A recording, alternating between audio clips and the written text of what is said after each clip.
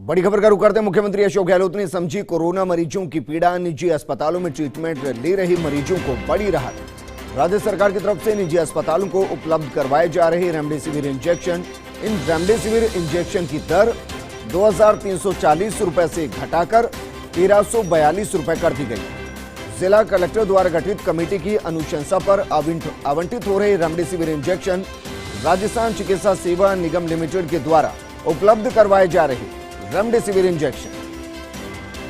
मेरे सहयोगी विकास मेरे साथ जुड़ चुके। विकास, इस फैसले को वर्तमान स्थिति में संजीवनी से कम नहीं कहा जा सकता, क्योंकि न सिर्फ दर को घटा दिया गया बल्कि अब निजी अस्पतालों के अंदर जो मरीज हैं उनको भी इंजेक्शन मिल पाएंगे और सरकार उसमें रियायत देगी।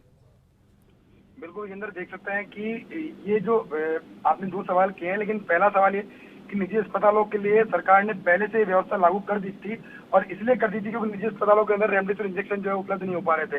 तो सरकार ने ये व्यवस्था की थी कि जिला कलेक्टरों के माध्यम से एक कमेटी बना करके और जो निजी अस्पताल है उनकी डिमांड को जनरेट करा करके उस हिसाब से उनको इंजेक्शन है, उस हिसाब से उनको इंजेक्शन उपलब्ध कराया जाए। हालांकि इसके अंदर जो मरीज है उनको काफी दिक्कतें आ रही थी, क्योंकि सभी की डिमांड है और एक कह सकते हैं कि सभी लोगों को रेमडेसिविर इंजेक्शन की डिमांड हो रही है। तो व्यवस्था में कुछ दिक्कतें आ रही थी, लेकिन उसको भी कल एक आदेश निकाल करके सुचारू किया गया है कि अब सिर्फ निजी अस्पतालों को ही सीधे आवंटित किया जाएगा। और उसके लिए सीएमएचओ खुद अपने स्तर पे तय करेगा, एक स्थान तय करेगा और वहीं पे आवंटित किया जाएगा। लेकिन उसके साथ में आज एक बड़ी राहत दी है कि जो दर है वो घटाई गई है।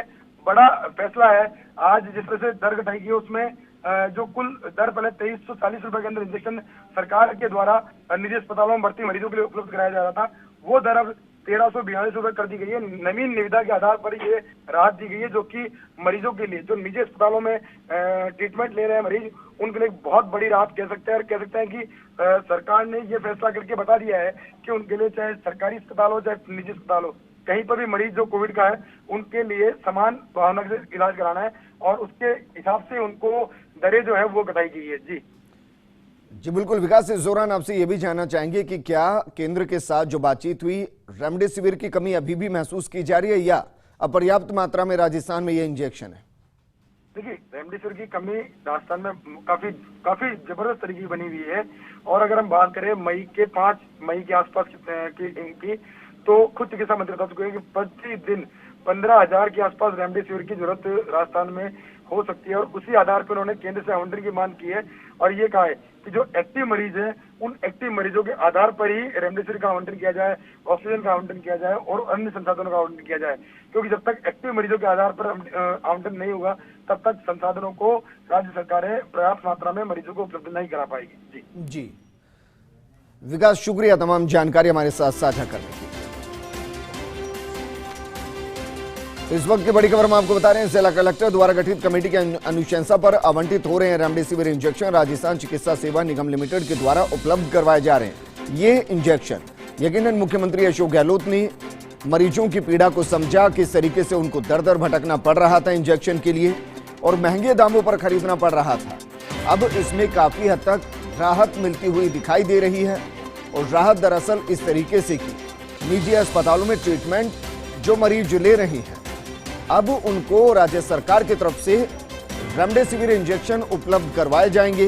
रेमडेसिविर इंजेक्शन की दर 2,340 रुपए से घटाकर 1,342 रुपए कर दी गई, यानी कि लगभग दाम आधे कर दिए गए।